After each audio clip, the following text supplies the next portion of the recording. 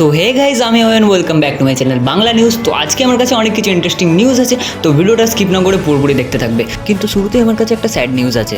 বিস্মিত গোটা রাজ্য, শহরের বুকে কার্যত শিউরে ওঠার মতো ঘটনা নাড়া দিয়েছে সকলকে।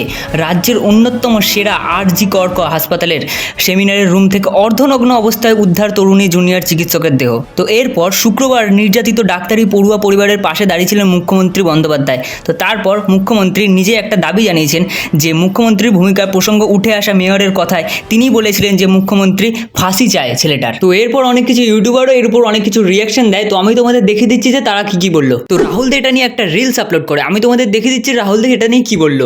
মধ্যরাতে একটি সরকারি হাসপাতালে একজন ডাক্তারি পড়ুয়া মারা গেছেন। তার গলার হাড় ভাঙা থেকে শরীরের বিভিন্ন জায়গায় ক্ষত। পোস্টমর্টমের প্রাথমিক রিপোর্ট থেকে মনে করা হচ্ছে তাকে ধর্ষণ করে খুন করা হয়েছে। কলকাতাকে সেফেস্ট সিটি বলা হয়, তাহলে এখানে নিরাপত্তা কোথায়? এ বিষয়ে আপনি কি বলবেন? তো এরপর বঙ্গা এটা নিয়ে এটা পোস্ট করে। তো তোমরা ভিডিওটা চাইলে পজ করে দেখে নিতে পারো। তো বিষাক্ত ছিল এটা নিয়ে একটা স্টোরি আপডেট দেয়, আমি তোমাদের দেখতে দিচ্ছি যে সে কি বললো। একটা পরিবার তার সন্তান হারালো, একটা মেয়ে তার সম্মান হারিয়ে চিরতরে বিদায় নিল।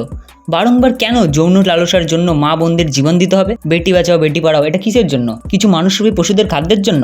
আর.জি. কারে সিসি ক্যামেরাই নেই, আর হসপিটাল কর্তৃপক্ষ কেন এরকম নৃশংসতা হারিম করা ঘটনাকে আত্মহত্যা বলে ঝামা চেপে দিচ্ছে? তাহলে কি হসপিটাল কর্তৃপক্ষই এই ঘটনার মূল দোষী? এটা কি তাহলে সাজানো গোছানো পরিকল্পিত খুন? দোষীদের ধরে সাধারণ মানুষের কাছে ছেড়ে দেওয়া হোক, আর ধর্ষণের শাস্তি জেলে নয় জবাই দিয়ে হোক। তো এরপর আমি কথা বলবো বস্তির ছেলে পচাকে নিয়ে। তো গাইস, বস্তির ছেলে পচা বাংলাদেশের শেখ হাসিনা বাংলাদেশ ছেড়ে চলে যাওয়ার পর সে ইউটিউবে একটা ভিডিও আপলোড করে, কিন্তু তারপর সে ইনস্টাগ্রামেও এটা নিয়ে একটা স্টোরি আপডেট দেয়। আমি তোমাদের দেখিয়ে দিচ্ছি যে বস্তির ছেলে পচা এটা নিয়ে কি বললো। ভিডিওটা আপলোড করতে করতে রাত হয়ে গেল। যদি খাওয়া দাওয়া হয়ে থাকে না ঘুমিয়ে গিয়ে আগে ভিডিওটা দেখে নাও।